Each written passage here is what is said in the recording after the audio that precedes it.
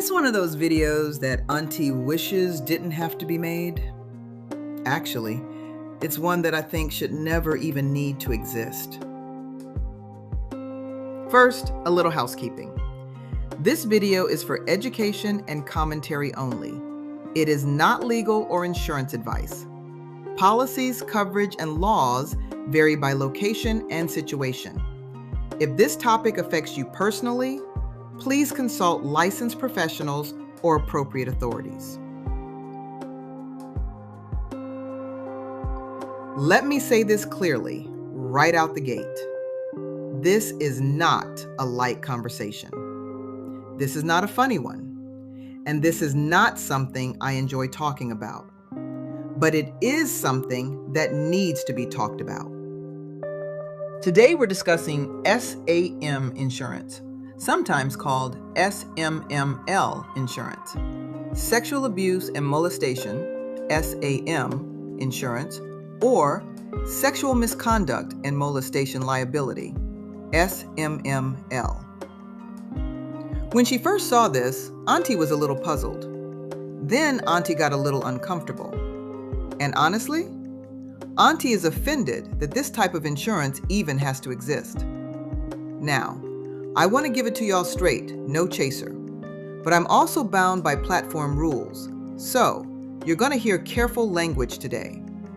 Not because the issue is small, but because the topic is just that serious. Now, let's get into it. SAM, or SMML, insurance is liability coverage designed to protect organizations, not individuals, not victims. Organizations, churches, schools, daycares, youth programs, camps, nonprofits, etc. Any place where adults hold authority over people who are vulnerable. This insurance may respond when there are allegations involving inappropriate touching, non-consensual acts, serious violations of personal boundaries, long-term emotional and psychological harm. If your chest tightened just now, that reaction makes sense. Because this policy exists due to patterns, not hypotheticals. Here's where I stop speaking carefully and start speaking plainly. Insurance is meant for accidents, for things no one intended. A storm, a fire, a collision. What this policy addresses is not accidental. It involves choices, abuse of power, and deep violations of trust. So when I see an insurance product that plans for these outcomes, I do not feel reassured. I feel unsettled. Because institutions often receive financial protection faster than individuals receive healing, safety, or accountability. Trauma doesn't disappear when a claim is paid. Recovery takes years, sometimes a lifetime. That imbalance matters. Now let me be responsible and say this. This insurance exists because legal action can financially destroy organizations. And without coverage, some harmed individuals might never receive compensation at all. That part is real, and that part is important. But here's the part that makes Auntie's blood boil. Too many institutions treat this policy like a business safeguard, not a moral reckoning. They ensure the aftermath, but fail to prevent the harm. They ignore warning signs, they silence concerns, they delay action until the attorneys show up. That's not protection, that's containment. Now listen, if this type of coverage should even exist, it should come with requirements that are non-negotiable.